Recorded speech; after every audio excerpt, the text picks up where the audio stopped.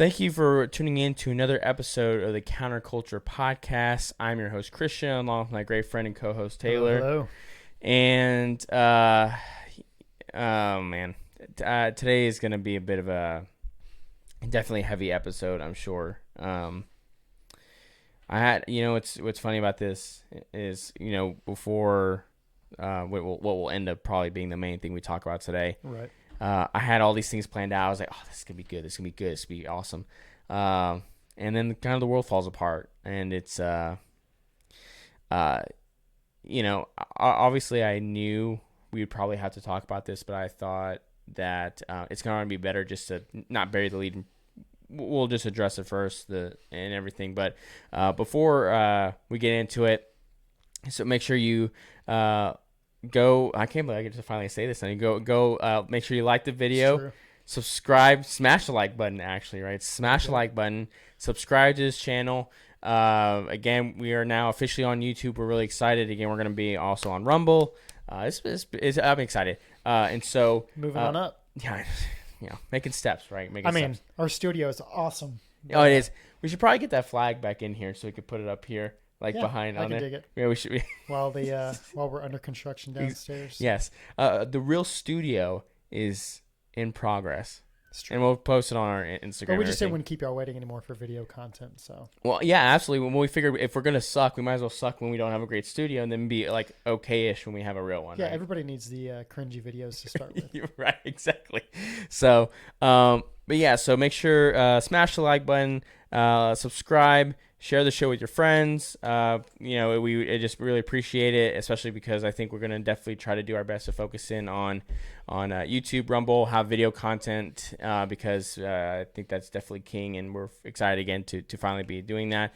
And then, of course, you can find us on Instagram at the Counterculture Cast, and if you go to our bio there, it has the link tree to all of our other social medias, Twitter, everything else, and our merch store, which we're going to try to link in this video because we have our store on Teesprings, which has an integration option. So we're going to try to get that integrated onto this video and videos moving forward. So if you want to support us, that'd be a great way to do it. We really appreciate it. And so, really that's it. Again, we're just going to kind of dive on into this because this is definitely solemn, which of course, obviously, coming off the back of the situation that happened in Buffalo, this is pretty traumatic. Obviously, as any of you know, watching or listening, if you're listening on the podcast, which also you can find on Apple, Spotify, leave 5-star review, please. Is obviously they had the school shooting in Uvalde, Texas, this week, and I don't know. First and foremost, I can't even imagine the devastation that these parents are going through right now. And, I don't know if there's anything that anyone can really say to, all we can do is just give our thoughts and prayers, which I know, is not a great, and I'm saying, of course, that's not, we should do more than just that, of course. But I think starting with that, I think the prayer is very powerful. I'm someone that is a very firm believer in prayer. It has done amazing things for myself in my own personal life, and prayer is powerful. Although many in social media and media would maybe like to disagree with, that's their prerogative. But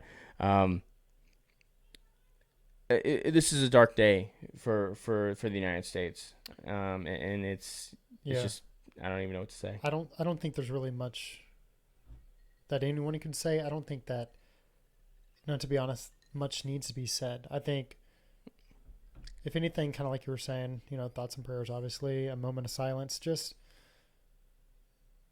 let people mourn.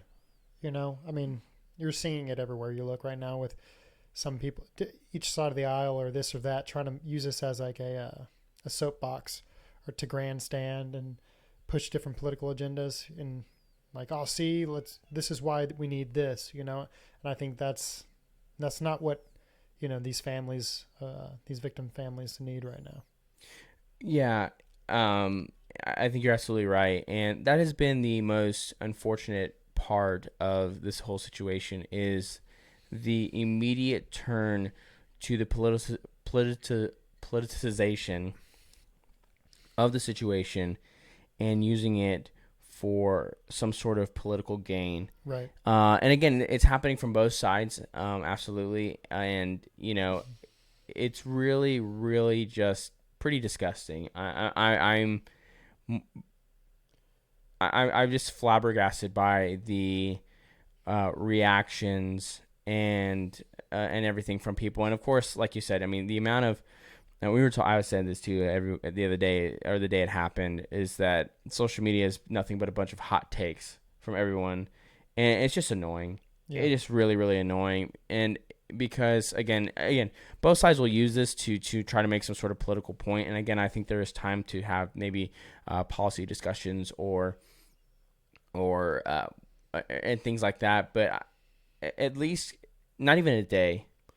I mean, We can't even get a day of just saying this is really tragic and just kind of take a step back. And, I mean, I know for me, I mean, the first thing I was just grateful because that the day was also the day that of my mother-in-law's birthday. So we were going out to do stuff as a family.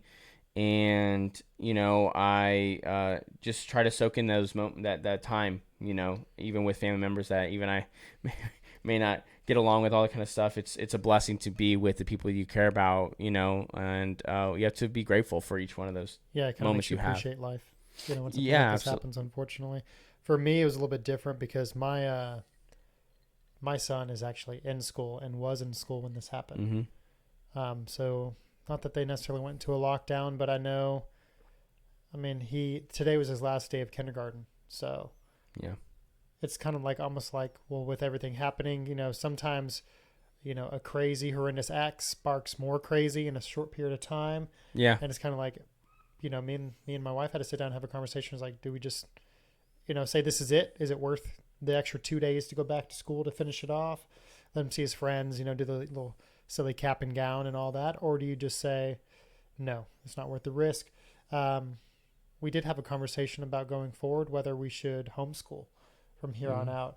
I mean, so I think those are conversations that need to be had, and it doesn't need to be a political conversation. I think it needs to be a personal at home conversation. But more importantly than that, I think the direction that I kind of took the conversation with my wife is, I'm like, unfortunately, bad things happen every day, everywhere. We went to dinner just the other night, and the freeway was shut down all up and down the highway near our house. So you couldn't get on the freeway. So it was just feeder only. Come to find out, I told my wife, I'm like, try to figure out what's going on. Like, check the Facebook neighborhood page, everything. Turns out there was a road rage incident just a mile from like our house where apparently there was an altercation between two vehicles and somebody decided to open fire and they drove off. One person died, and I guess since it had just happened, what the police were looking for, they were doing what is called like a FOD down or fog down. I forget what it's called, but basically like on the aircraft carriers, when you go shoulder to shoulder and you walk it before flights start taking off, make sure there's no bolts or screws or anything that gets sucked up into, right, takes. yeah. Well, they were doing that and combing the freeway, combing the bushes, I guess looking for like the like shell evidence, casing, shells. Maybe they tossed the gun out the window. I don't know. But the point is, I mean, we were just getting dinner. I could see the police walking. So bad Right. things happen every day. Is it worth saying, we've kind of had a similar conversation about with where the tax dollars go for school. It's easier just to turn away and say, I'm just a new public school, but that doesn't fix the problem. Right. Not to make the conversation about that, but yeah, this was a little close to home. It's sad no matter how you look at it. And for those who have kids in school, I mean, it's even closer to home. I can't imagine I don't know. It really made me think deep. So. Right. And I think, one of the biggest, I get, again, I will, like I said, there was certainly political grandstanding on either side, Yeah. from the right. It was, we need to arm, we need to arm teachers and everything like that. And I understand, that sentiment. I don't think that necessarily fixes the problem. And on that note, I would say, if someone asks, well, should teachers be armed? And the answer is, in my opinion, yes. Not because they're teachers, but because they're individuals and they have a Second Amendment right to do so. Because I mean, these teachers were in just as much danger as the students. Right, absolutely. And again, the idea of schools being gun-free zones, I think, is a very silly one. It makes no sense. I mean, just like anything else. I mean, if a if someone who wants to commit an evil act like this wants to go somewhere, if they're going to choose the place that is the least likely to have someone that's going to fight back. That's the infuriating part. It's you're. I mean, I was about to use an analogy that doesn't seem fair to the victims, but it's the easiest target. It's the easiest to prey upon. Right. And that's what the sickest people, the most cowardly, evil people do. I mean, they don't show up to Academy Sports and Outdoors, or Mm-hmm. they don't go down to a gun range and start trying to shoot it up, because they know.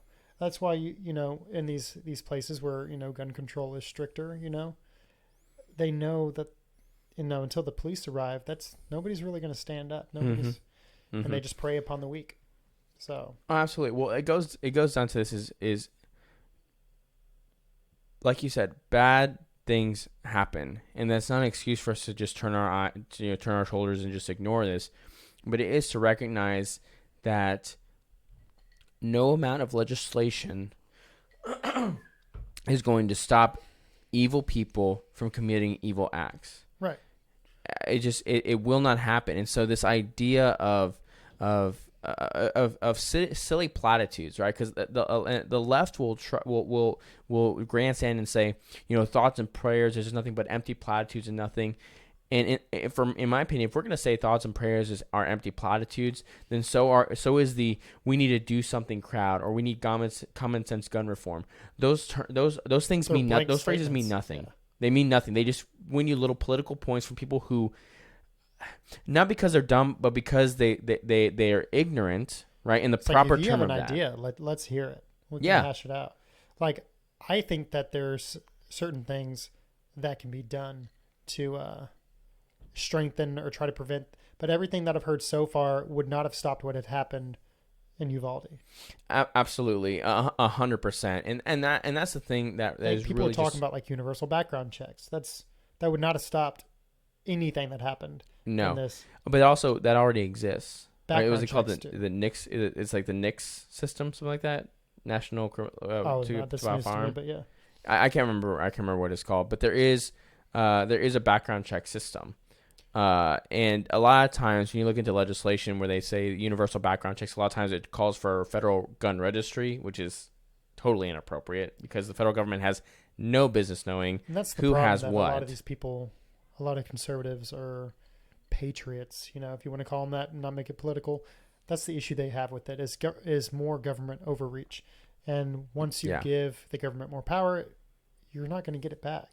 Absolutely. Which It only goes one direction. right. Well, honestly, with the situation with the pandemic, we should have learned that lesson Well, I mean, very, that's a very very good point quickly. you bring up, because it was, forced vaccinations, or you lose your job, you get, not deployed. What's the discharged from the military? For the military, yeah. Yeah, I mean, these are people who, I know they signed up for basically the good of the cause, or maybe they were in a predicament where they're going down a bad road and this was a good out for them. But when you sign up, you're not doing it for the money. You're doing No. it to serve your country. You're doing it maybe to gain college credits and everything, but you do your tour of duty. But after that, if you're a lifer, you go back because that's what you want to do. But you're not in it for the money. Nobody makes money really in the military. So Right. Yeah. And the most just despicable part of all this is, again, not the average person, right? The people that are friends on social media that are reposting these silly platitudes and everything, because that's what it is. And again, they're like I'm sorry. feel-goods. It's Yeah. like Right. Again, I'm patting sorry. themselves on the back. If you're someone that is doing that, that just tells me you're very ignorant and you do not understand anything. Because for me, I'm not even a gun expert by any means. I have some familiarity with firearms, but I'm no expert. And And I know enough to know when someone doesn't know what they're talking about, and that is so infuriating to me because it's like if you only knew how ignorant you sounded right now, you sound absolutely ridiculous. But again, it makes you feel good to say these things, Right. right? Because of Because it seems all like these different morally things.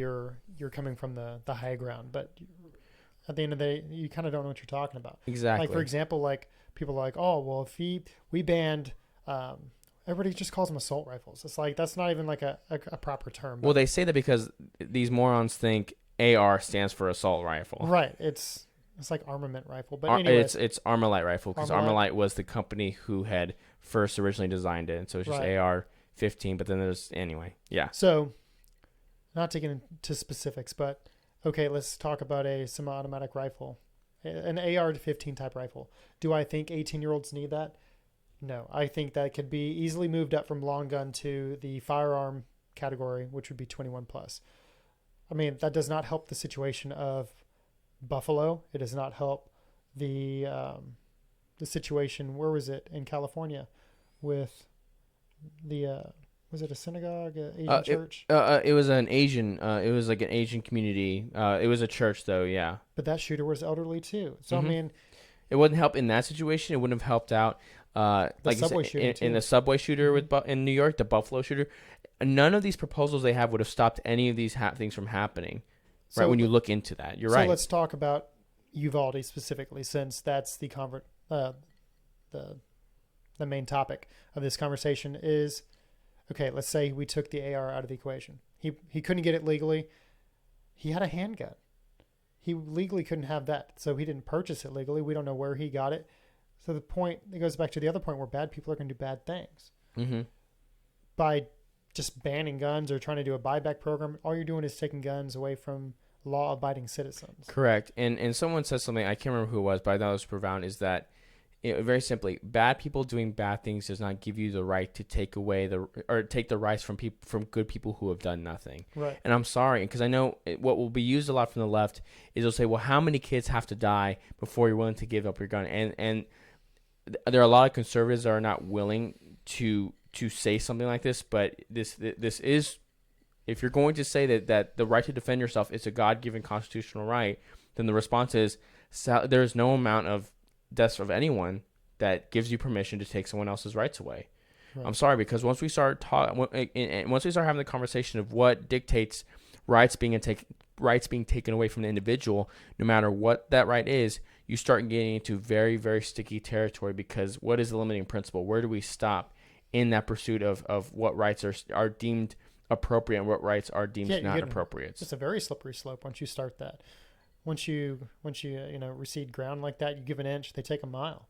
It's like at that point you don't know where where we're going to end up. Right, absolutely. And what's really the two things that just made me so I'm actually surprised I'm able to keep myself composed because this has made me so angry is the two things that were most number one is because again we're gonna keep the focus here in Texas is I guess we'll go on a state level and then national. The two things that just upset me the most is you had Texas Governor Greg Abbott, who was doing a press conference yesterday, trying to give an update. He was talking to parents that were there, community members in Uvalde. Senator Cruz was there, and the mayor of Uvalde and different, the sheriff, everything like that. And he was trying to give an update, what's going on. And you have Beto O'Rourke come in and start doing this grandstanding of yelling. I don't know if you saw this video. He's just yelling. He started yelling at Greg Abbott. I'm just like, you know what, dude? You are such a pathetic loser. Because you're using these dead children to grandstand him, trying to make some and gain some political points in a gubernatorial race that you're going to lose badly in. Because here's the reality that I know is that for Beto O'Rourke, he would not have done that if he wasn't running for governor. I don't believe he would have done that. Not like that. No. He would have been I on don't. Twitter or something. Yeah, he would have been on Twitter. He would yeah. have done some shorter press conference from El That Paso. dude cannot stay silent. No, he can't help himself. He made a fool of himself, to be polite. Oh, absolutely. And it was all just to get a a photo op. Really, it's to make himself relevant in the news cycle. Oh yeah, and he's gonna get Yeah. political points from these elites on the in the Beltway states, all this kind of stuff. And on their news channels, they're gonna say, "Oh my God, look at Beto O'Rourke, and he's standing up to Greg Abbott, blah blah blah, all this kind of stuff." It's like, this is nothing but a show, because I know for a fact, like you said, you wouldn't do this if you weren't running for governor. So you're a liar and a pathetic loser. Yeah, but it was like preordained too. Oh, absolutely. It It was so staged. Yeah. Everything about Beto O'Rourke is so cringy. It's just the fact that this guy still believes that he has. Well, again, I think that he did this because it's just he's desperate because he knows he's going to be embarrassed in November. Yeah. In all honesty, but again, without midterms, this doesn't be talked about. And the reason why else I know that is because you had Barack Obama. I don't know if you saw Barack Obama. He tweeted out that while we're remembering and mourning for the lives of these children, we need to also remember George Floyd and all. And it's like, bro, only you Yeah. would take this horrific, evil massacre of these children and compare it to a drug addict abuser, Yep. right? Which I did not deserve to die. Right, what happened to George Floyd was not great. I don't think he deserves to die. All that kind of stuff. But to pretend as if these things are equal, right? And because here's the reality: is a tweet like that and a message like that does nothing but get people infuriated. It gets them angry and all this kind of stuff. And when you have these morons on the left who are nothing but NPCs that drone on and really able to just look at things like that and just say like, oh, he's right.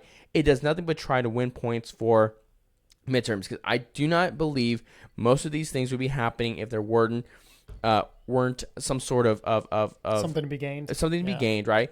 And what's funny is, again, to what you were saying, and then I kind of make the next point is they have no plan to do anything, because I think even Chuck Schumer had said that there's no plans to put any sort of legislation on the floor of anything. So the Democrats have no plans, because of course the reality is they'll never say it out loud, but their goal is to just do an outright gun ban, which is, I mean, it just, number one, it's against the Constitution, so it wouldn't pass. But it's just politically, it's just not going to work, because guess what? There are liberals who do have firearms, right? Especially in 2020, we saw that happen. I mean, unless it was forced and it was like some tyrannical takeover, it would never happen. And even then, that's the whole point. And I think there'd be a lot of pushback.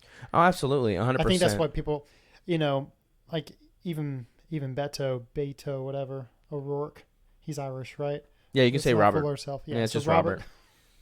His like argument is pretty much that you don't need a AR-15 style weapon to go hunting, or you don't need, it's so much more than that. It's the like last means for a civilian to defend himself against a tyrannical government. It's in the Second Amendment. It's like, oh, absolutely. But people also think, oh, you don't need that to go hunting or just to defend yourself. Why do you need a 100-round magazine to, like people are thinking like martial law, Red Dawn type moments where Russia decides to attack and the government is wiped out. Like, how are the people going to defend themselves or protect their family? So don't be so shallow-minded just to think that, do you need an AR-15 to go hunting? The answer is no. You know what's so funny about that too is you actually had Joe Biden, who brought out this the Kevlar deer comment, which just shows how unbelievably stupid he is. Not that we had needed any more proof. The thing. Yeah, right, exactly. Come on, man. But it was, number one. Do you know how many? Someone did a test. I think it's to stop a rifle round. Do you know how many Kevlar vests you'd have to wear? 7. You'd have to have 7 Kevlar vests to be able to stop a rifle round. Yeah, it depends on caliber. It depends on the classification. Right, I can't remember exactly. I don't. It wasn't a 2.26. I can't remember what it was, but it was. They said what it was. I forgot what the round was. Yeah, but like any good size, it's not going to stop it. And and then it's like it's just a non sequitur, right? It's like a deer Kevlar. I'm like, that's just the stupidest argument I've ever heard. But again, it just tells you you don't understand firearms, you don't understand how these things work. And although he used the word assault weapon, which is a meaningless platitude that means nothing, because they say we need to ban assault weapons. Like, okay, that ban 9. I mean, what that is such a useless platitude. It makes no sense. My argument I make with that is like, this kid could have been troubled, deranged, and just as easily grabbed a. Oh, he is, and we're gonna get into it. But yes, stole his grandmother's car and drove it through the front glass storefront of a building or something, and taken out 6-8 people shopping at the grocery store line. I mean, like, anything can be a weapon. It's just as slippery of a slope as you were talking about with rights. I mean, are letter openers going to be banned now? I mean, it's funny because I was talking to a coworker and he was talking about how, guns over in UK, and someone tried to use, since I guess they don't have access to weapons the way we do, go figure, but they try to use like some 300-year-old like flintlock pistol to rob a bank, like some single shot. But it's like, even if that would have gone off, like even if that would have happened, he still could have killed somebody. Like, it's funny to think about because that's a different place with kind of a different culture and customs than us, because we have AR-15s. Okay. Yeah. But yeah, I mean, someone could just as easily hold up a bank or, kidnap and hold someone hostage with a pocket knife that they sell at Walmart for $15. I'm like, homemade pipe bombs. I mean, where does it stop? 3D printed guns. Ghost guns. Which again, and 3D printed guns already like makes the gun argument kind of null and void, because if someone can make it at home, it's like you can never stop it. But here's the other thing too is Joe Biden was trying to make this point, like, the only reason you need an assault weapon is to kill someone, and my answer to that is yes, President Biden, yes, you're correct, right? Because at the end of the day, Corn Pop was a bad dude. Corn Pop was a bad dude. We got to protect ourselves. Don't need those rusty razor blades have been leaving out in the rain barrels. So stupid. I've been thinking about making a Corn Pop shirt. Oh, maybe we should do a Corn Pop shirt. But it's just, I don't know. It's just ridiculous. I mean, I know you're getting to it, but this kid, I mean, let's call it what it is. I mean, he was a troubled kid. Yes, he was. He can be tried as an adult. Okay, he just turned 18. In my eyes, that's a troubled kid. Well, in Texas, you can be tried as an adult at 17. That's true. So some places less, depending on the circumstance. Oh, really? Yeah, in the Ozarks, they were talking about how they can be tried as an adult at 15, depending on the crime, By the way, thanks for getting me into that show. Pretty good. Oh, did y'all just start it? Oh, we're almost done in season 2, so. It's a good show. Yeah. I'd like to go back to it. I just don't think Christina has the stomach for it. Where'd y'all leave off? I know we're getting like season 3. Yeah. I think. Yeah, like halfway through season 3. Just get too dark or what? Yeah, it gets pretty dark. Okay, season 1 and 2 is doable so far. I mean, it gets pretty dark. Okay. It gets pretty dark. It's quality television. This kid is troubled. But there were red flags, and I think that if people want to talk about mental health, which has been a huge push the last couple of years, with mental health is not an illness. It's, we need awareness. We need, that's where we need to focus our efforts. School counselors, when people reach out and talk about being bullied, whether it's parents meeting with other parents, they need to take that kind of stuff seriously, because unfortunately these were red flags. I mean, the shooter's own grandfather had no idea that he'd even purchased the guns. I mean, like, his home life seemed to be oblivious. I mean, it was just coming out. No father. Oh, I didn't know that. Yep, no father. Mother, though? Yes, I believe so. But he was with his grandparents. He shot his grandmother before he went on his tirade. He posted he was going to shoot his grandmother. I thought he just posted that he was going to go to the elementary school. So he posted twice. Once saying, I'm going to shoot my grandmother. And the second to social media, or it was like a private message, I believe they said, but still through social media, probably Facebook, Messenger, Instagram, whatever. I don't know the specifics. Was that I shot my grandmother. From there, he proceeded to the school. Yeah. Well, and again, there were many signs this percent. Well, one thing I will say that was going around a lot, and some people may still think is the case, but it's not. They're talking about how he was a trans person, everything that was actually fake news. They were using pictures of some other mentally ill Hispanic young man who thinks he's a girl. Now, granted, this shooter did wear eyeliner in one picture, and he got bullied for it. Yeah, I mean, we'll get to this. I think the core of this will be, at the end of the day, this is a symptom of a diseased, dying culture. Mm-hmm. We are just at every level just rotting to the core. Again, and we've said this multiple times. On our show, this, for anyone that's listening on YouTube for the first time, they'll be the first time here. But Yeah. as we've devalued the family, as we've devalued motherhood and fatherhood, cultural decay has just gone rampantly out of control. I mean, you just look from the 60s to now. Well, I mean, it was everything's like just been accelerated by the pandemic too. Oh yeah, we talked about the long-term and even the short-term effects that the pandemic and this quarantine that was supposed to last 2 weeks to flatten the curve or whatever. Yeah, right. 15 days to slow the spread. Yeah, we all knew after the first 15 days. I'm like, okay, we agreed to this. We shouldn't have. We're stuck in it now. But the issue was always going to be, how is this going to affect the youth? They need to be in school. These are crucial years as far as, social skills and everything else. I mean, who knows what this kid went through? And I'm not for a second justifying his actions. Oh, just absolutely to clarify. not. But my point is that a troubled person did something horrific that is unjustifiable, but that there were signs and this could have been avoided. In my opinion, take out gun control laws and everything. That's the only way we're gonna move forward, is catching and deterring these things before they happen. Right. Absolutely. Well, and again, and there, like you mentioned, there was a lot of signs. Like one of the most. Well, the Buffalo shooter, he was already on the FBI watch list. Well, yeah, he was already being watched. Well, he was. So that was just again a breakdown of law enforcement, which I'm actually going to get into that in this scenario too, to a certain extent. And those are the people that you want to take our guns away and trust. Or did we defund them? I can't remember which is which. So. It's hard. It's a day by day situation with that, but you had this young man again, like you said, who's incredibly disturbed in so many different ways, and again, comes from a broken family.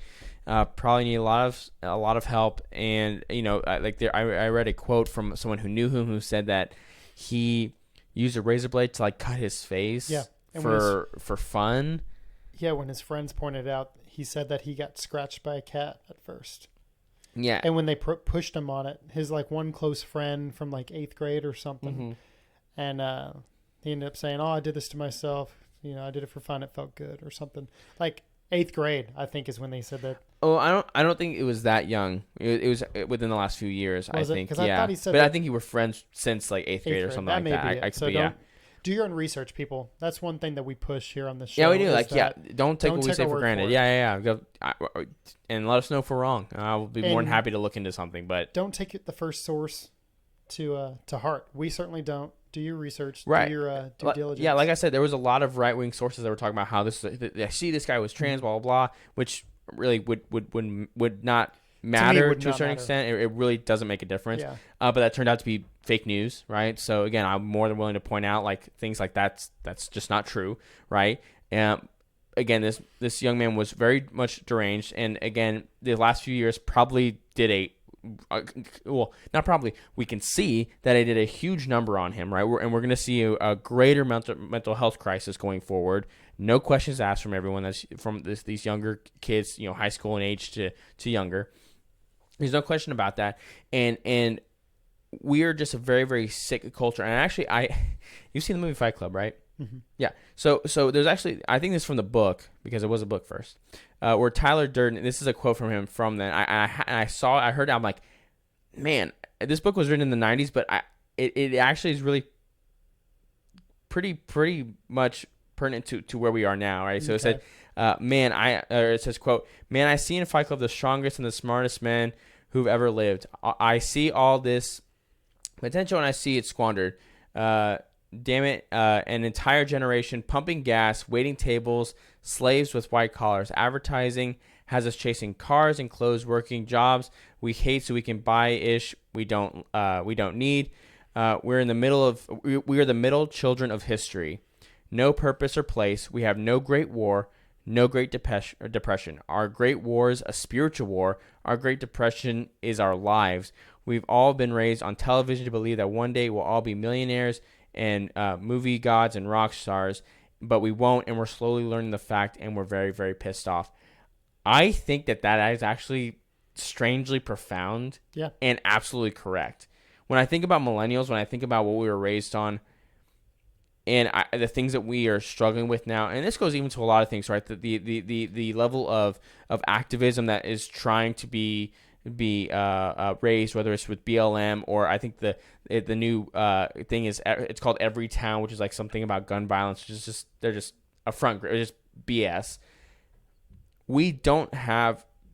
We're in such a decadent place in one aspect of our culture that we have nothing outside of ourselves to fight for, where we don't have anyone asking something of us.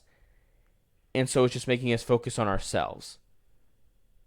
And in doing that, I think that's where you see a lot of the that breakdown and cultural decay. Yeah, and I'm like, and I heard that, I'm like, wow, like that's really I know why you like profound. it, because it's a very specific version of a basic quote that you say all the time that I mess up. But it's the strong times make strong men. Weak Yeah. Go ahead, come on. Try Okay, so it's what was it? Good times. Hard times create strong men create good times create weak men create hard times. Right. And it's just an endless and we are in a hard time that has been set about by weak men.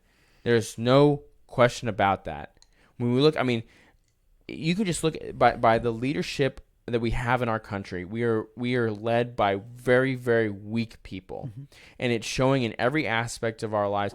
And the ultimate thing that was so infuriating about this, I will say the faux outrage of it to a certain extent. 320 kids were shot in Chicago last year, 2021. Nobody wants to talk about that. And Chicago has some of the strictest gun laws. That's right. So in the city, which to Governor Abbott's credit, during his press conference, he brought this up. He said, we're more than happy to talk about solutions, but quote, real gun laws don't do anything, and that is a reality. I don't care what anyone, and that's why I will stand by that. All right. So for those of you who have people that are harping on this, ask them why weren't they upset when 320 kids were shot in Chicago last year? Because it doesn't make the news. Because it doesn't make news because, to quote another movie, right, The Dark Knight, it's all part of the plan, right? Yeah. Again, I hopefully won't go too heavy on movie references this time, but this is actually pretty relevant. Met us? They haven't really, so I mean, or maybe they have. It depends on who's watching. When you actually listen to that scene with Joker and Harvey Dent, he makes, I think it's with Harvey Dent, it doesn't matter. He makes a very profound point. Like, if you have a Humvee full of soldiers or certain things that happen, nobody panics because it's part of the plan. But when something that's outside of the norm happens, it's where people have to freak out, right? People getting shot in Chicago every weekend is just part of the plan, just part of what happens, so it's no big deal, whatever. We made our gun laws, so we wipe our hands of it because there's nothing more we can do, right? But Texas, right, has a massacre, right, that is not normal, and that's why it's so infuriating when people say this shouldn't be a normal Tuesday in America. I'm sorry, are kids getting shot every Tuesday in the United States? Did I miss something here where there's a massacre every Tuesday? I must have missed it. Right. All of a sudden, right? I don't believe you. When these people come out outraged, I don't believe you, because if you were, and that's why also on this one aspect, I saw these Catholic influencers saying, gun violence is a pro-life issue. I'm like, again, I don't believe you, because why aren't you talking about these black children that are getting killed every weekend in a place like Chicago or Philadelphia or New York, Detroit? It goes on and on. Yeah, and again, you can say, well, those places have some of the strictest gun laws, and they have the most gun violence in the entire country. Please explain that to me. If you can give me a legitimate reason of why that happens. Well, we've talked about this on the podcast too, like early on, I want to say, about how they even categorize what is considered a mass shooting, Yes. And gang violence doesn't typically fall into it. Yeah, because they're able to kind of fudge the number, the Yeah. way they, like you said, the way they calculate Yeah. it to not include that. Because of course, if you did include that, a lot of times, Then it the changes their whole. the mass shooting goes up Yeah. exponentially, right? It doesn't fit their angle. Right, exactly. And so, it's just, but I want to highlight this one thing here, and then we'll probably move on, because I don't know we'll see. We'll have to see what else I have to say, but law enforcement in Uvalde failed these children and these parents. Yeah, based on what's been coming out recently, I am it's upsetting. disgusted by this, and this is why I have a real tough time with the black to blue stuff. All right, that problem started with me in 2020 with police going about doing unconstitutional things and shutting down businesses, shaking down people, threatening them across this country. But this was unacceptable. I had hoped that there was a line that they were just going to say, you know, we stand with the people. We're not going to take the orders, you know. Yeah, and it did happen here and there, right? There are good police officers, right? But for me, the back to blue thing is like Me Too for the left, right? Believe all women. Ooh, yeah. Okay, right? Because believe all women, right? On the right, it was back to blue, back to blue. No, but now it's flipped. I'm going now to it's justice for Johnny. It just keeps doing this. Right. Right. Well, but seriously, hashtag justice for Johnny. Right. Hamburger. Dude, oh, Hamburger. Hamburger. Amber Heard is My making dog slipped on a bee. I can't even do it. There's video now, so they're seeing us. So. Oh man, so good. Oh man, if you were saying, if you want a good laugh though, just watch that trial. You'll get a good laugh. I've caught bits and pieces. My wife watches it live daily. I don't blame her. Bits and pieces. I'm like, don't you have work to do? You know what's funny? I saw someone made a meme saying that they called their boss saying, "Hey, I have jury duty today. I can't show up." And then the next panel was them watching her Johnny Depp trial. That was their jury. That was their jury duty. Oh, excuse me. That was off topic. It was just funny. But yeah, like I said, from what's come out recently, I'm really, really disturbed by what had happened. A couple things. Number one is, from what I have read and seen, police made a perimeter, did not engage. Number one, and they were keeping parents out. Parents who were, some of them were armed and ready to go in to get their children, which I'll come back to that in a second. They handcuffed a man, they pepper sprayed and then tased somebody, preventing them from going in. But also there was a story that a couple of police officers ran in to get their own children and got them out. I am bewildered. Number one, all those police officers should be fired. I'm sorry. You have no business being a police officer. Because here's the reality. For men and women who are willing to go into that, you're going in there and understand that you're going to see the worst of the worst, and you're going to go after the scum of the earth. Yeah, your oath is to defend these people. And to not do that, to allow these kids to continue to be slaughtered, to not allow these parents, again, because what's the saying, that, and this is something that has always been said on the right, which I believe is true. A good guy with a gun can always can defeat a bad guy with a gun, or can stand up to a bad guy with a gun. Yep.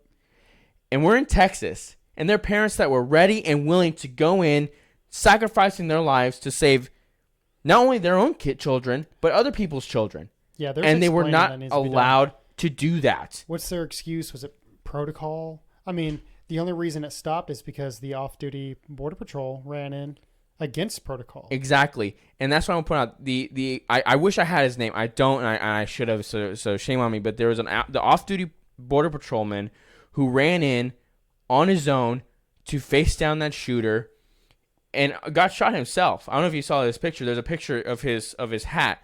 The guy had shot him. I mean, it skimmed his hat like across it like this. And you could saw it like nicked him. All right, so this guy almost died. And he went in there because he knew what was happening, and he did the right thing to stop this kid, this evil person. And the sad thing is, without him willing to sacrifice himself to go in there, Yeah. who knows how many more children would have been shot? How many more teachers would That's have a been good dealing question. with this? And again, the thing that really infuriates me is those two police officers that ran in to get their own children. It ran back. Apparently, I'll say apparently, right? I would say because maybe someone will come out and say that. So yeah, I'll say allegedly. Sure, fine. I'll say allegedly. How dare you not go in there and take him out? That is your job. Your job is to get the bad guy. Because right? also they already broke protocol by running in. Yeah. If the true protocol, and that's what comes out, is that they need to secure the perimeter, and then there's going to be a special team that went in, whatever. But the ones who ran in, obviously, they're cherry picking what they want to follow and what they don't want to follow. Yeah, and that's a bunch of malarkey. Yeah, it's malarkey. Yeah, thank you. I was going to say the other word, but yeah, and it is. Thankfully, the schools based, sadly, ever since pretty much Sandy Hooks, I mean, there's procedures in place where the students, I know firsthand from my son going to school, where they practice drills, they practice getting under the desk, blocking and barricading the door, things like that. So I think it's procedures like that that really help something like Uvalde. The casualties were way too high. This casualties should have been 0, but they were pretty much contained, I think, solely to one classroom.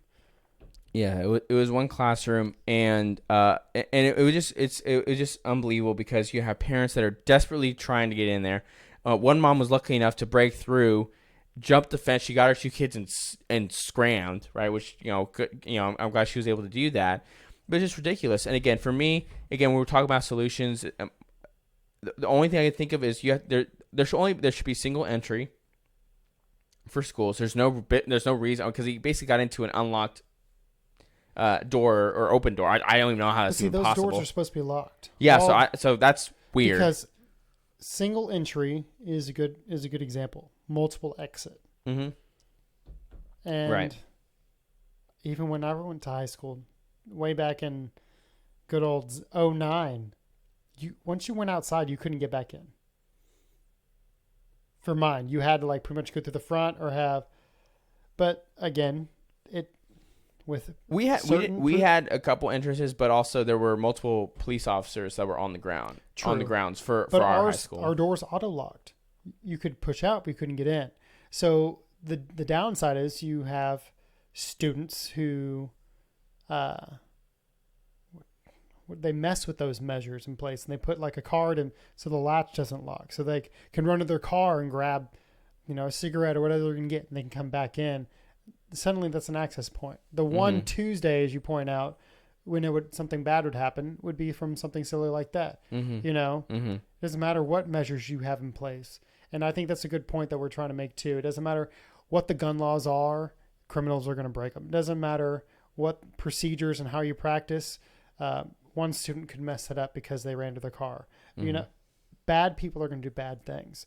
The best thing we can do is look for the signs to prevent it from happening. And honestly, just educate your own kids, and that's something I'm going to have to focus on now too, is if something like this happens, listen to your teacher.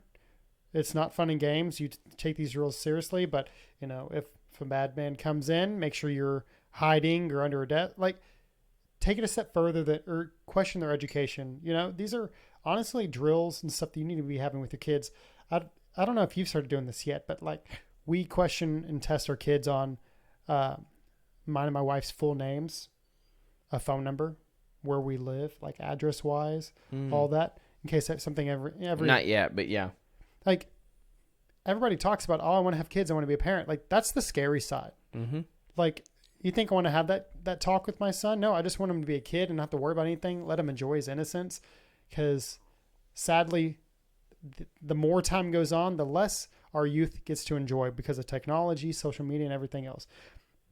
Excuse me. I remember being a kid up until I was 15. All I wanted to do was ride my bike with friends and play basketball outside and drink out of the water hose. Life was simple, Yeah.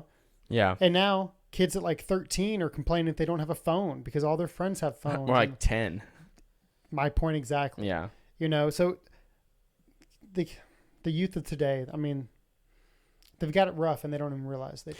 Yeah, they do. Again, this is where I say, ultimately it's going to be a culture change. And that's the whole point of the show, is it not? The counterculture. Yeah, We're trying to yeah, take the culture back. right. I mean, Absolutely. that's how we're choosing to raise our family. I mean, right. in Absolutely. these trying times. Yeah, absolutely, and that's what is going to fix it. And that's why I said, like, no legislation is going to stop evil acts, and how can we say that? Because evil acts happen every single day. It's just bad people do bad things, right? However, what we can do is try to make a cultural change to make differences, right? Because a lot of things at the end of the day are enforced through cultural enforcement, not through legislation. It's cultural taboos, right? Mm-hmm. Right? Why did people not get divorced back in the day, or why did certain things not happen? Because culturally, it was seen as not a good idea. However, obviously, we take the good things from the past that we can, and then we try to move forward with what we can. But ultimately, we are just trying. What we can do is just try to make a reversal on this culture, because I think, again, the average American is probably going to see a lot of these things happening and say this is not a good idea. And a lot of this stems into what is happening with our kids now.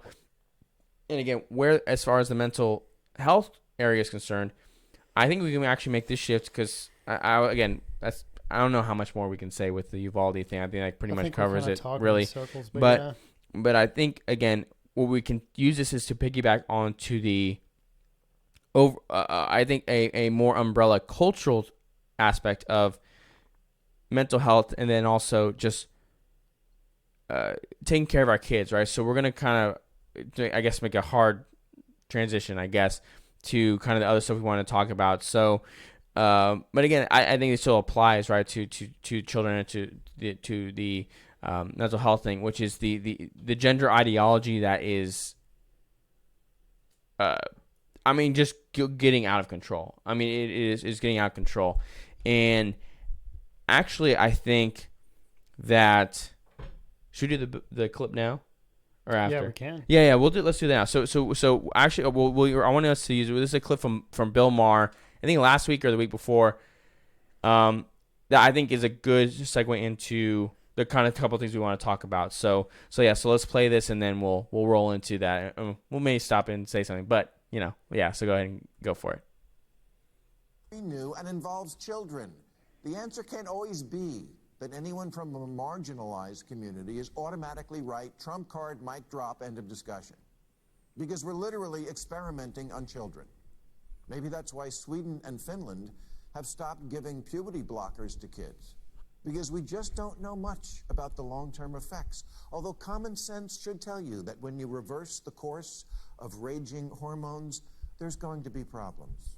We do know it hinders the development of bone density, which is kind of important if you like having a skeleton. Fertility and the ability to have an orgasm seem also to be affected. This isn't just a lifestyle decision, it's medical. Weighing trade-offs is not bigotry. Yet when a book questioning the sudden uptick in transitioning children was released, a trans lawyer with the ACLU named Chase Strangio tweeted, "Stopping the circulation of this book and these ideas is 100% a hill I will die on." How very civil liberties of him. Chase, by the way, has just been named one of the grand marshals of this year's New York City Pride March, along with 3 other trans people and a lesbian. What's missing here? Oh, right, a gay man.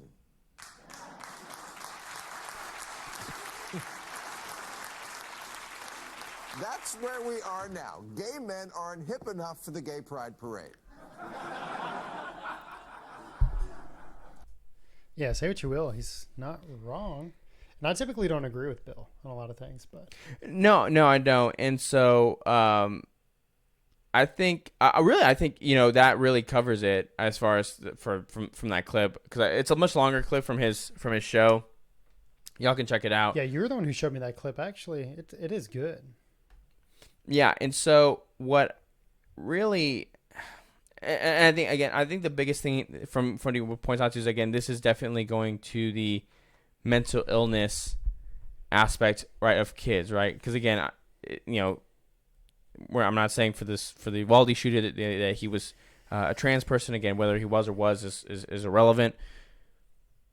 But this does hit on this bigger issue, is that I think these kids are going through a major mental health crisis, and they're looking for any way out, and this gender ideology is giving them a false way of finding their way out of it, and it's really turning into just a very unstable situation, right? So the fourth story I wanted us to talk about was from it was covered by CBS Austin, but this was from Wisconsin, right? The article was reading a sexual harassment investigation launched into 3 middle schoolers for wrong use of pronouns, right? So because they use the wrong pronouns for a student, they are now being giving criminal investigation for Title IX violation, right? So this is from the article.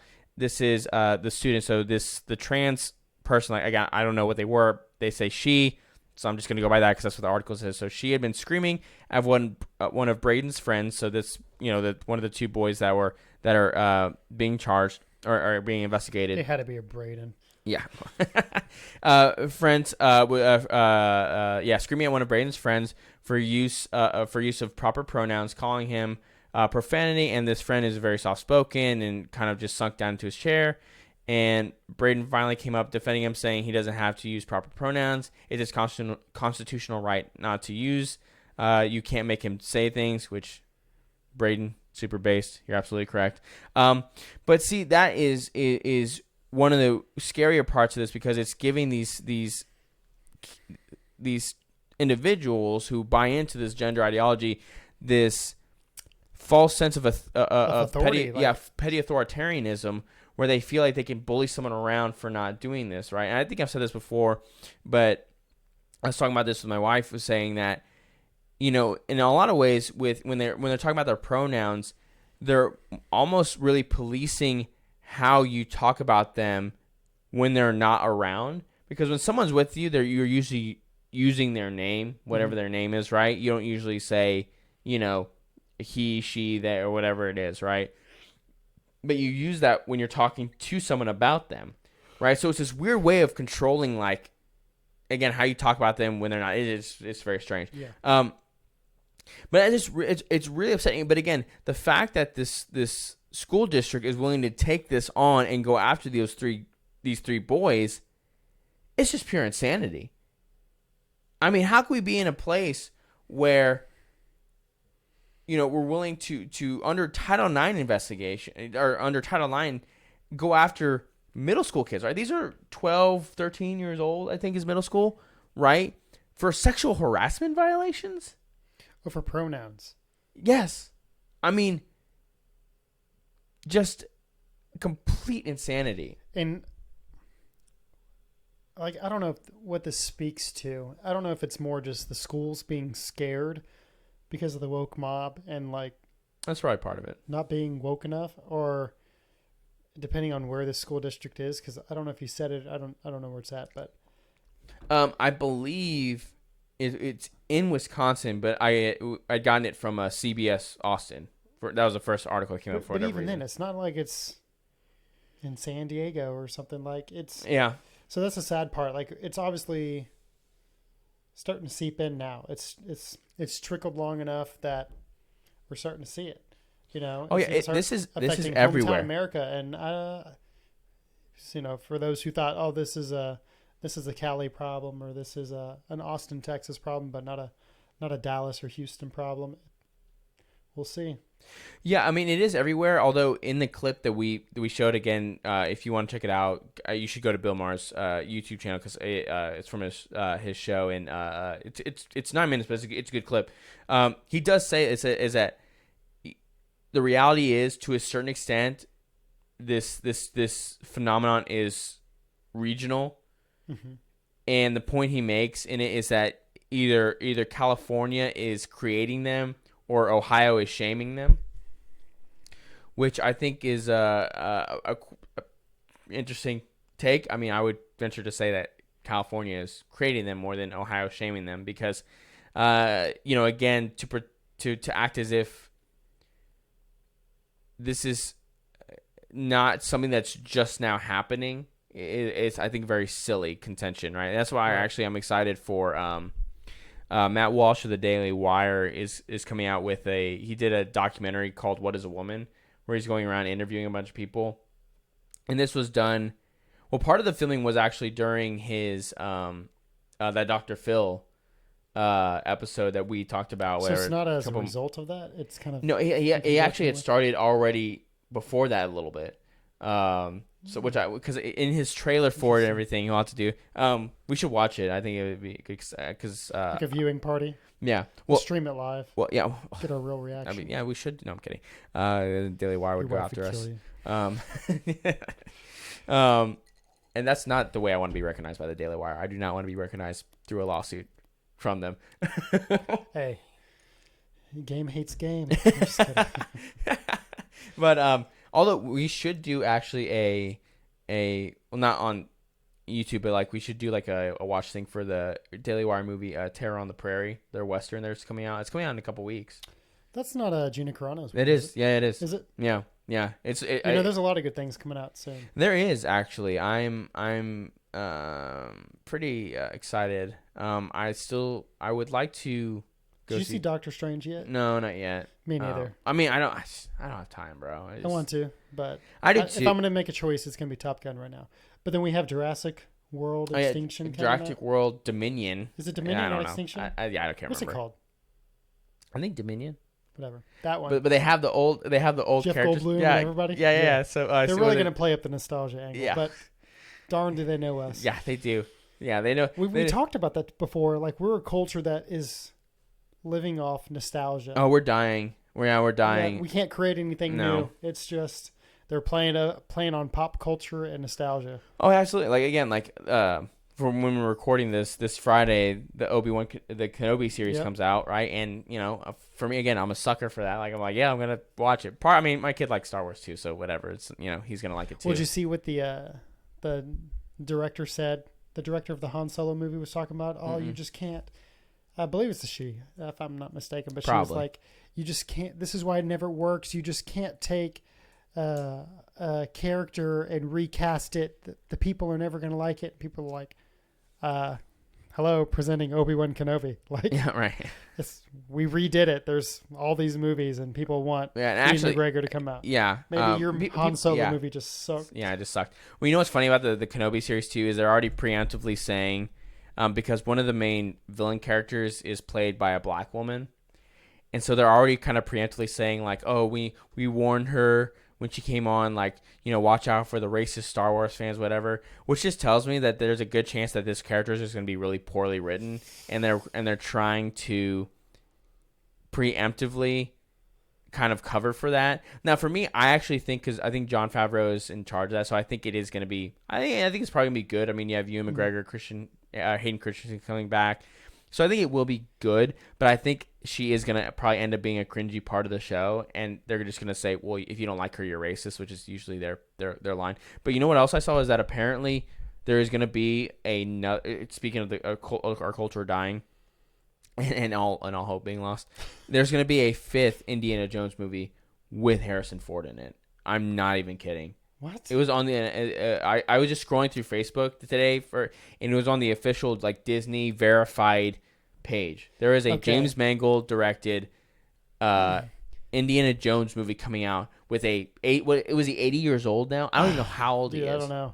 Insane. He did not want to come back for the Star Wars thing, but he did. He'll do Indiana Jones, I guess. He just guess. likes it more. I don't know. Spielberg versus Lucas, maybe he's got a soft spot. I mean, Spielberg and Lucas are basically the same person. I mean, they're like best friends, I'm a Spielberg fan. I like his work, but huge Indiana Jones fan. And a lot of people give Kingdom of Crystal Skull like a hard time. The weird alien angle at the end it's pretty cringy. Was hard to digest. It's pretty cringy. The rest of the movie was pretty Indiana Jones-esque. I don't even mind Shia. If Shia comes back, Shia LaBeouf. I think they're probably not going to bring him back. I don't know. Although, how do you not? You have to explain. You have to explain how he's not in there. Yeah. Yeah.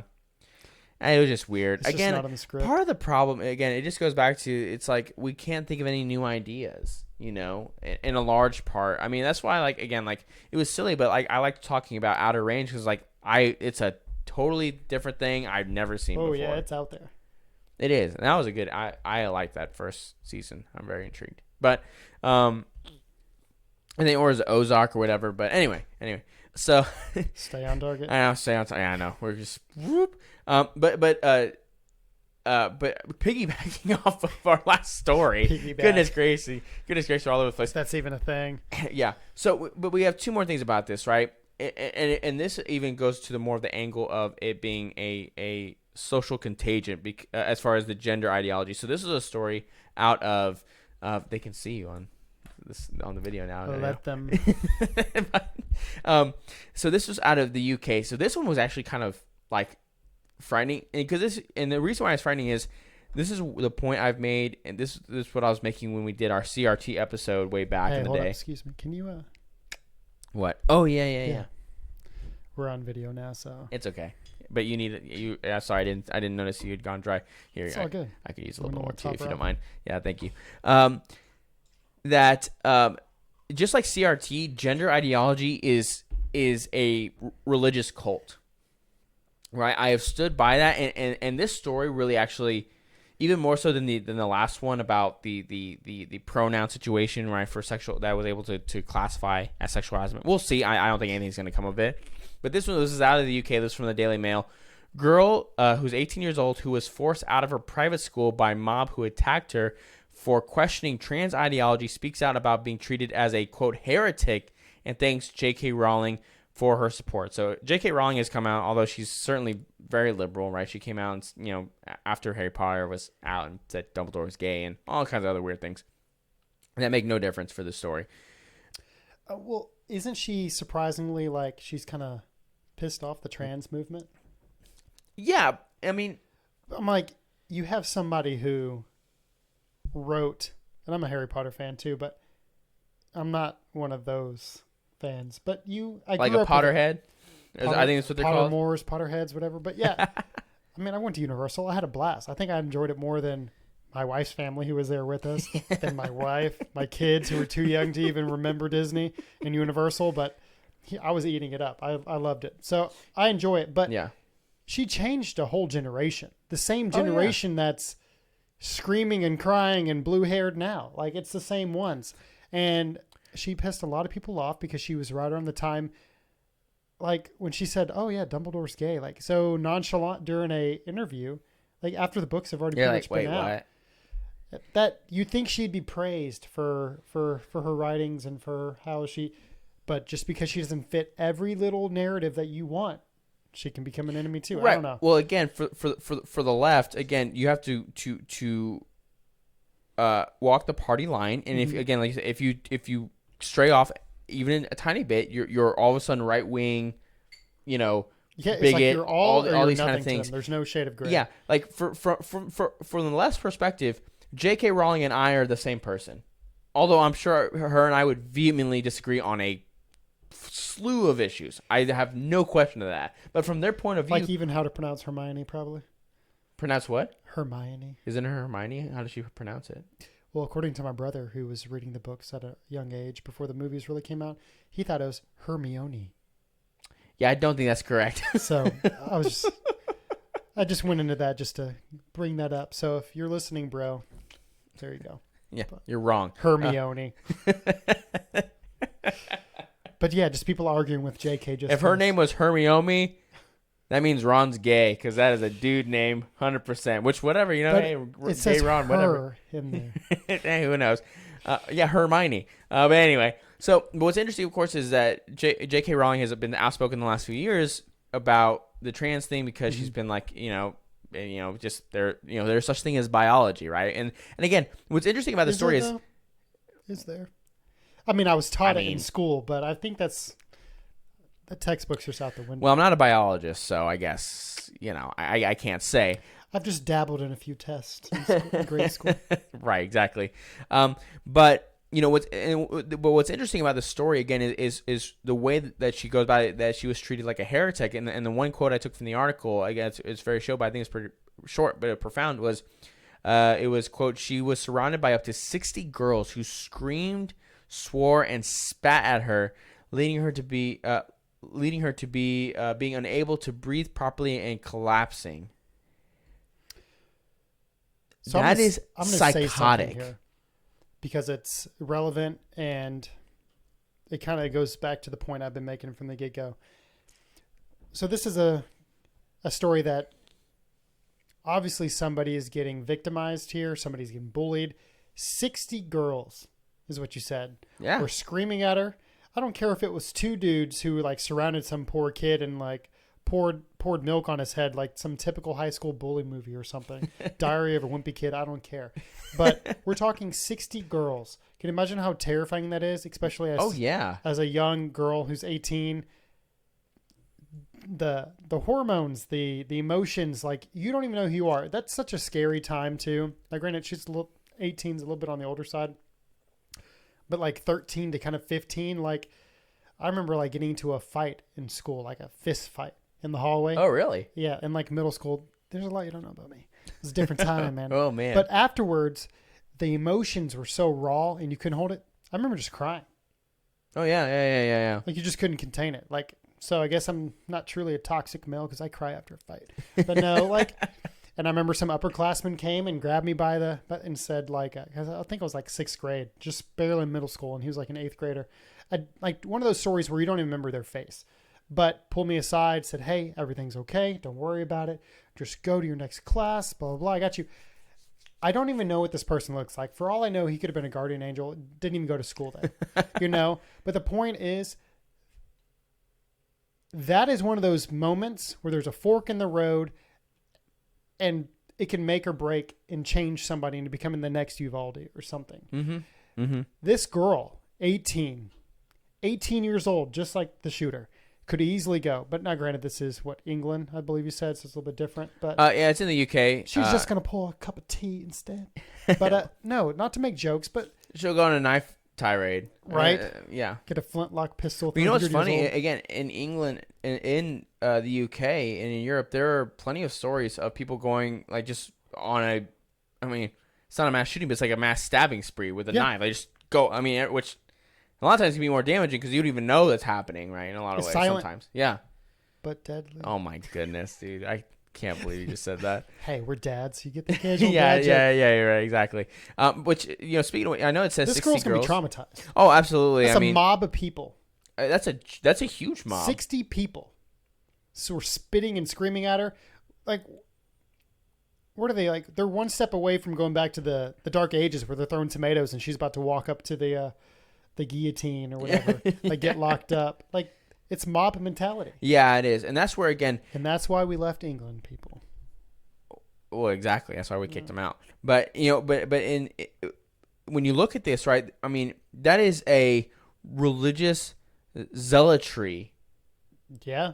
When it comes to that, like that is religious zealotry sort of commitment to this ideology, right? It is a mental sickness right now, and it is what if because again reversed? she didn't even say, she would just question.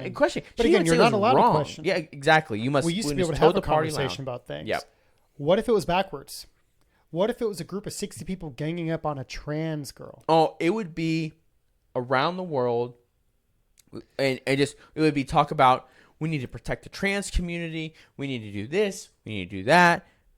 No, nothing. No one cares about this girl. It begs the question, and if it was a trans girl, 18, who was ganged up on like this by 60 other people, what if she lashed out and did some form of attack? Instead of gun control, it'd be like, well, trans rights, this is how it happened. Mm-hmm. We could have avoided it. She was a troubled girl. We need to fix the trans issue. We need to be talking about, trans. It'd be a completely different narrative. And I don't agree with it. I think it needs to be flat across the board about getting people help. I don't think it needs to be pushing one agenda versus the other, depending on which side of the party you're on. Right, exactly. And what's funny is, even if the story was reversed, we could still say, out of consistency, right, what happened to this girl was wrong, right? Yeah. Let's say it was a trans person. I'd say those 60 girls who Of ganged course. up on them were bad, and they should not have done that. That's inappropriate. That's vile. That's cruel, and they should not do it on a certain level, because someone who again is trans, I believe, is someone that does need assistance, right? And so to bully someone like that is really troubling and really, really unnecessary. And I think we'll tie it all in with this last story here, because I think this will be, because we had other things we wanted to talk about, but again, with obviously Uvalde happening, we want to make sure we gave time to that. So maybe we'll take these things to next week. We'll see what happens, but we'll end it with this story, because I think this will kind of round it out in a good way. Again, because it kind of wraps up the not everything in a bow, Kind of the but theme of today. yeah, the But theme of today. But I think I think ultimately it'll be just a good little bow on it. So the last story is, there was a skateboarder, Taylor Silverman, rips trans competitors who wins as unfair, right? So this was from the New York Post. So this was kind of she went kind of viral with this story, because this girl was cheated out of her winnings because of having to compete with a trans woman, right? Which is a man who is transitioned into Is it? a woman. Is that what it is? Well, that's what they say. But she had posted it on her Instagram, which went viral, and I actually wanted to read from it, because I thought this was pretty powerful. Because number one, she has more spine than anyone right now. Yeah, those skateboarders have balls. Indeed they do. Sometimes Skater metaphorical, sometimes physical. Yeah, so we've heard the song about being a skater boy, but skater girls. Oh, that's right. So this is her. This is her Instagram lost you post. there. Yeah, she did. You totally whoop. But this is her Instagram post. She said, "My name is Taylor Silverman. I'm a female athlete and have been skateboarding for 11 years and been competing for several years now.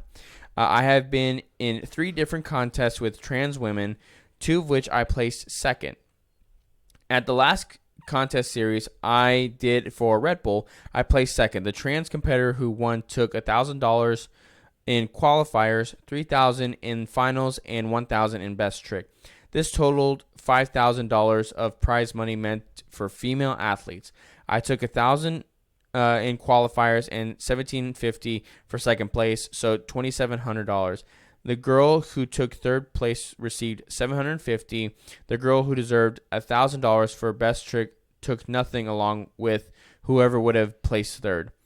I deserve to place first, be acknowledged for my win, and get paid. I reached out to Red Bull and was ignored. I am sick of being bullied into silence." I commend this girl so much for speaking out, because I want to actually link this back to the Leah Thomas thing about a month ago now. Yeah, the right? swimmer. Where the swimmer had came out and was complaining only after she had lost, right? Or she wouldn't have even placed, but she was complaining and all that kind of stuff. And Taylor is coming out and just saying it, right, against everything else, right? And I respect the crap out of her. And she has more spine, more balls than anyone else right now, because there are so many people who I know think the same way she does, but they refuse to say anything. Because the reality is, when it comes to this issue, it is affecting women, mostly, period. That is a situation, right? Whether it's a man transitioning into a woman, or a woman transitioning into a man, right? Because a trans man still competes in a women's division, right? So either way, this is negatively affecting women. No questions asked, right? And again, just like the girl in the UK, the amount of vitriol Taylor has received has been disgusting, not only from the aspect of her as a woman, but also she's a Jewish, Orthodox Jew. And the amount of hateful, anti-Semitic garbage she's received from these people is just horrific. Like, if you go to like her Instagram, you see that. I mean, it's just horrific sort of things, right? And again, where there's all this talk about white supremacy and the fight against anti-Semitism. Where is it for her? Because it doesn't fit the narrative, right? Because it doesn't fit the narrative. Well, we kind of have to let it go, right? Because we got to make sure that trans people feel okay, right? If a single Jew feels bad, well, it's all for the better, right? It's no big deal. It's absolutely ridiculous, right? And at that point, it's like you're picking between Jews or trans. I'm just like, oh, well, yeah, it's like, Jews are gonna have to take a backseat on this one. Yeah, it's no big deal, right? The transgender's really clickbaity right now. Yeah, right, exactly. But again, it's the more we allow for the social contagion to go on, the more we allow this mental sickness, right, in our culture, this cultural decay, the more things like this we'll see, and the further we'll go where we'll see more tragedies happen, right, whether it's small tragedies, like this girl being cheated out of her income, right, all the way to serious things like the Uvalde or a girl being surrounded by a mob. Obviously, there are gradations here. There are things that are, like the shooting that is the most evil thing, vile thing that could happen. But these other things are happening all the time, right? And are these things directly connected? No, but I think they are connected in the aspect of the mental just sickness going on in our culture. Our culture is broken. Our culture is dying. And without a serious attempt to make a reversal, we're going to slam into the iceberg, and I don't know. I don't know what happens after that. I don't know where we go from there. I mean, it's sad to say, but we need some kind of catalyst. We need some kind of goal, like unifier. Some people say war, but is there a bigger unifier for not only the economy but for the American people throughout history, as there has been, such as like a world war? I mean, no, but I don't want it to come to that because obviously more lives are going to be lost, but people are so wrapped up in what their own business is that they're losing sight of the big picture. Yeah. So, I don't know. It's hard to say, and all, this is just all a symptom of a cultural illness. And I've said that multiple times, but I don't know how else to put it when you look at these things happening. And again, that's why we're doing this. That's why we are going to try to grow and add our voices to the many voices that are kind of speaking out about things like this. And the reason why is not to be hateful towards someone, is not to be shaming someone. It's because we care about our families. We care about our kids, for both of us. And we want the world to be a better place for them, right? We want to leave this place better than the way we found it. And it's very clear the trajectory we're going now is not a good one for everyone across the board. And again, that's why we care about things like family, like getting married and having children, because those things make a healthy society, right? At the end of the day, strong families and strong values will create a strong society. And we are hurting right now. We are led by weak men, and we are in hard times. And right? the strong men are being ostracized by terminology like toxic masculinity and everything. Misogyny, all of it. Now, granted, there's bad dudes out there, but there's bad women, there's bad trans guys, there's bad, everyone. And the only kind of person that can stand up to a bad man is a righteous man. That's a good point. Right, is a man of virtue and integrity, right?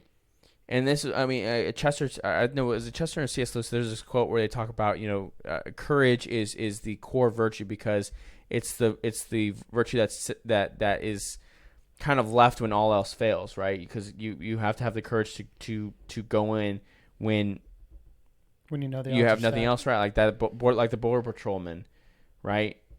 The amount of courage that man had was... He didn't run in to grab his own kids. He ran in to stop something. Right, and it took him a lot of courage. Whether he knew it was against orders or not. I mean, the dude was off duty. He could have gone home. He wasn't on the clock. Mm-hmm.